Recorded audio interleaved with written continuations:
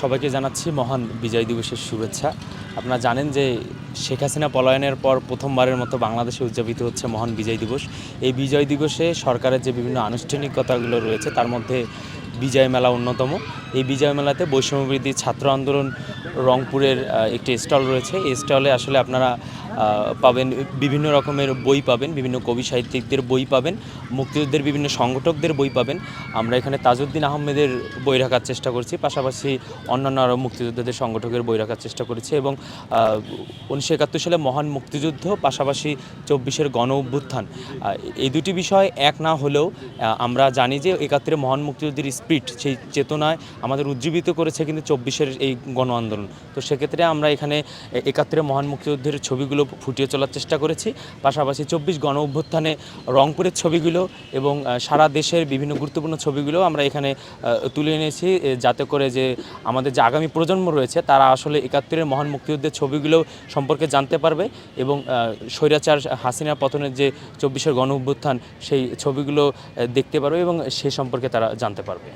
আজকে মহান বিজয় দিবস উপলক্ষে আমি এখানে এসেছি, আমার বাসা ধাপেই। আমার অনেক ভালো লাগছে এই মেলা দেখে আমার অনেক ভালো লাগছে। আর বৈষম্য ছাত্র আন্দোলনের যে স্টলটা এরা দিয়েছে, এটা বলতে গেলে আমার কাছে অনেক ভালো লাগছে। এখানে 1971-এর ছবিগুলোর সাথে ওই আমাদের যে নতুন যে আমরা স্বাধীনতা পেয়েছি সেই ছবিগুলো একটু ভেদাভেদ করেছে। আমি চাই সবাই আসুক। বিজয় মেলা প্রতি বছরই হয়, তো এইবারের ব্যাপারটা বিগত দিনগুলোর থেকে একটু ভিন্ন। আপনারা সকলেই জানেন যে 24 সালে আমরা একটা অভ্যুত্থানের মধ্যে দিয়ে নতুন এক বাংলাদেশ পেয়েছি। বাংলাদেশের জন্মের ইতিহাসকে পর্যালোচনা করলে আমরা 69, 66, 69, 71 এই ব্যাপারগুলোকে তো কোনোভাবে আমরা ভুলতে পারবো না। তেমনিভাবে 24 তারই ধারাবাহিকতা আজকে 16ই ডিসেম্বর আমাদের বিজয় দিবস।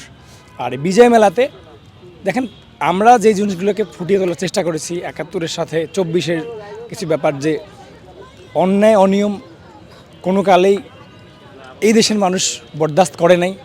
71 সালে যেরকম স্বৈরাচারের বিরুদ্ধে ঝাঁপিয়ে পড়ে যুদ্ধ করেছিল 71-এর সেই সময়কার সংগ্রামী জনতা, ঠিক একইভাবে 71 পরবর্তী সময়ে বাংলাদেশের মানুষকে, আমাদের দেশের মানুষকে শোষণ নিষ্পেষণ করার যে চক্রান্ত করেছিল তার পক্ষেই জনগণ জানি, তারও প্রতিবাদ করেছে। সেই ব্যাপারগুলোকে আমরা দেখাতে চেয়েছি। আমরা তরুণ প্রজন্মকে আমাদের এই ব্যাপারগুলো দেখানোর চেষ্টা করছি।